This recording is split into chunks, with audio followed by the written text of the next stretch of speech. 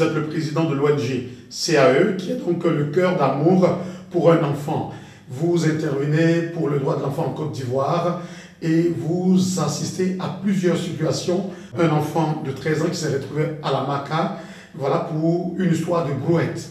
Et une autre également qui s'est retrouvée à la maison d'arrêt des corrections d'Abidjan. Elle a 12 ans. Elle a été accusée par le voisin d'avoir pris 5 millions de francs CFA. D'accord. Je voudrais dire merci à la RTI d'être venu vers nous pour faire connaître un peu notre expérience au bâtiment des mineurs de la Maca ici à Abidjan. Ce bâtiment, c'est le centre d'observation des mineurs. Ce que nous y faisons, lorsque nous avons commencé nos activités là-bas, il s'est trouvé que la majorité des enfants qui sont là-bas étaient en rupture de ban avec leur famille.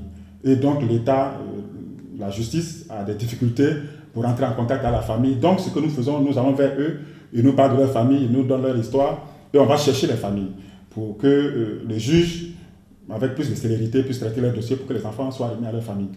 Et donc en 2014, on a vécu l'histoire d'un jeune homme.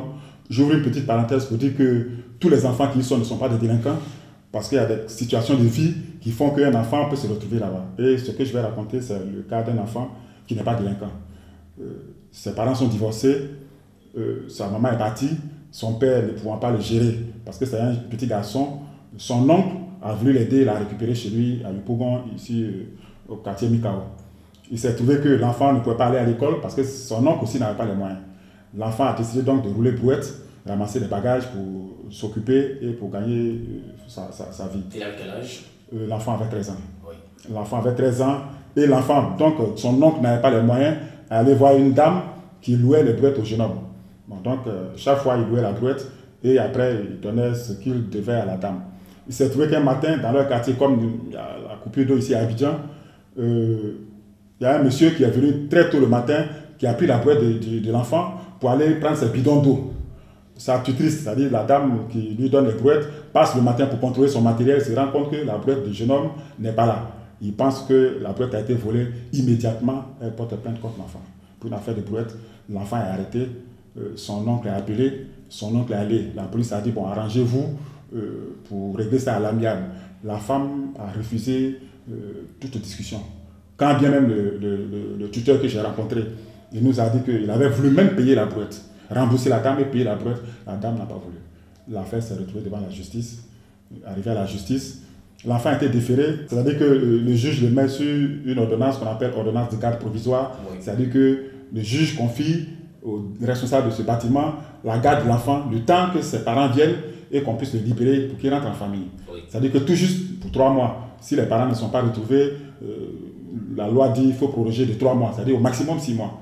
Mais au moment où on arrivait, l'enfant avait déjà épuisé les 6 mois et il n'avait pas toujours de contact avec la famille. Bon, donc, l'histoire que je raconte, c'est l'histoire qu'il nous a racontée, qui a été complétée par ce que son oncle nous a raconté lorsque lui, on a pris contact avec lui. Oui. Bon, donc, lorsque ses camarades se moquaient de lui, on a voulu savoir. Les gens riaient, mais bon, les gens ne voulaient pas nous dire. Et lui, on l'a approché. C'est difficile, mais l'enfant, un enfant potelé, c'est-à-dire une forme ronde, vraiment sans agressivité dans ses gestes, parce qu'il n'était pas délinquant. L'enfant, il se trouvait qu'il était sodomisé. Parce que la nuit, les responsables s'en vont, les gardes sont au dehors, mais entre eux, c'est difficile. Et ce jeune homme était sodomisé. Donc, on a été choqués, on a été émus par cette histoire. Et donc, rapidement, puisqu'il n'était pas délinquant, on a pris les dispositions qu'il faut pour aider cet enfant. Alors, vous avez dit que l'enfant était dans un centre d'observation de mineurs. D'accord. Et vous venez de nous dire qu'il est sodomisé. Est-ce que les prisonniers de la Maca ont accès à ce centre d'observation de mineurs? Parce que s'il est sodomisé, c'est forcément par un détenu. C'est dans son bâtiment, c'est dans sa cellule. Puisqu'ils sont plusieurs dans la cellule, parmi eux, il y a des délinquants. Des gens qui sont délinquants, qui sont juges de caractère déjà, qui ont été déjà formés dans la rue. Ceux-là, souvent, ils dictent leurs lois. Qui sont aussi mineurs. Qui sont aussi mineurs.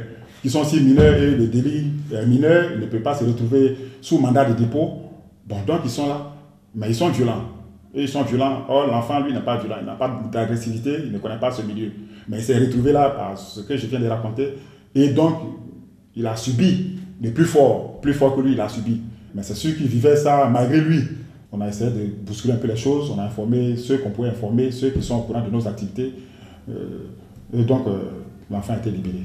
Dans cette période, le juge qui a géré le dossier a été compréhensible parce qu'effectivement, pour une affaire de moins de 1000 francs, l'enfant se retrouve et il est sodomisé, avec le risque, en 2014, du sida et tout ça. Bon, j'ouvre une parenthèse pour dire que quand l'enfant est sorti, on l'a amené dans un centre de santé pour faire une consultation.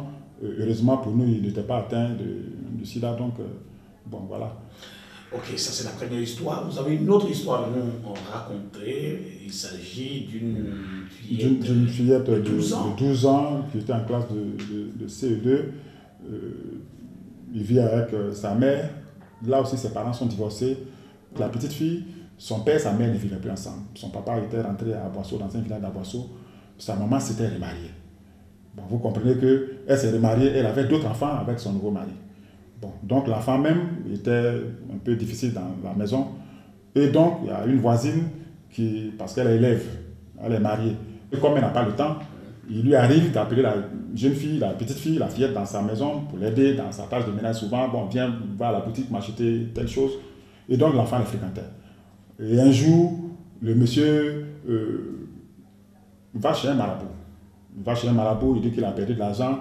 Bon, donc le marabout fait une révélation. Le marabout accuse d'abord une dame dans la cour. On fait venir la dame devant le marabout parce que la dame ne voulait pas accepter. La dame est allée devant le marabout. La dame a dit, bon, moi je vais porter plainte contre toi à la gendarmerie et puis tu vas prouver comment est-ce que tes fétiches m'ont attrapé dans cette histoire. Le marabout et la victime se rétractent et du coup ils cherchent un autre coupable. Et il se trouve que bon, le coupable est tout trouvé parce qu'il y a une petite fille qui vient dans leur maison, qui vient les aider, tout ça. On dit que c'est elle qui a pris l'argent, mais je vous assure, la somme de 5 millions. Et nous, on a trouvé ça ahurissant que l'enfant soit là. Son deuxième papa, le mari à sa mère, avait acheté un petit réfrigérateur comme ça. Bon, dans la même période, le monsieur dit que c'est son argent là qui a servi à l'achat de réfrigérateur. Bon, donc c'est tout ce qui justifie. On est allé vers le plaignant. On a discuté avec lui, il ne voulait rien savoir parce qu'il était remonté contre ses parents. On n'a pas compris. Et donc, cette histoire a fait que l'enfant a fini par, puisqu'il a porté plainte, étant un mineur, l'enfant a fini par se retrouver comme au bâtiment mineur. Et avec quel âge? Elle avait 12 ans. Et quand la fillette de 12 ans se retrouve au centre d'observation des mineurs de la MACA, elle passe combien de temps? Je ne sais plus exactement. Je sais qu'elle avait interrompu, puisqu'elle allait à l'école, son école était interrompue. Et ça a été... D'abord, c'est une fille. Et l'enfant, elle est fragile. Elle est fille. Alors que l'État est en train de lutter pour que les enfants, les filles aillent à l'école et que sa scolarité soit interrompue. Pour une affaire qu'on n'arrive pas à comprendre bien, pour nous, c'est clair, les familles sont responsables. Qu'est-ce qu'on peut demander aux parents? Bon, d'avoir un regard. Nous avons des programmes d'éducation parentale. L'éducation parentale, c'est éduquer les parents et éduquer les enfants. C'est-à-dire que permettre aux parents de bien comprendre. Aujourd'hui, les choses sont en train d'évoluer. Ce n'est plus avant. Les choses sont en train d'évoluer. Il faut que les parents prennent leurs responsabilités pour éduquer convenablement les enfants, même s'ils sont divorcés. Tous les enfants qui sont dans la rue, ils partent de la maison parce que quelque chose ne va pas à la maison. S'ils n'ont pas la paix, ils n'ont pas la joie à la maison, ils n'ont pas le réconfort, ils n'ont pas la protection qu'il faut. L'un des droits de l'enfant, c'est le droit à la famille. Mais l'enfant voit qu'à la maison, il n'a plus de famille. La deuxième maman qui vient ne le supporte pas, ou bien le deuxième papa qui vient ne le supporte pas. Bon, l'enfant qui est étroit dans cette famille-là est obligé de sortir, de s'en aller. Donc, on a rencontré plusieurs qui se sentent à l'aise au dehors qu'en famille. Parce que dès qu'ils viennent, c'est le bâton, on les opprime, on les oppresse, etc. Vous n'avez pas voulu montrer ces enfants devant la caméra et vous n'avez pas voulu qu'on connaisse leur identité parce que aussi c'est ça le droit.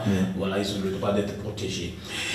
Merci donc d'avoir répondu à notre question. Vous êtes donc Zengwetia Théodore, président de l'ONG Cœur d'amour pour un enfant. Et votre rôle, c'est de défendre et de faire la promotion des droits des enfants en Côte d'Ivoire.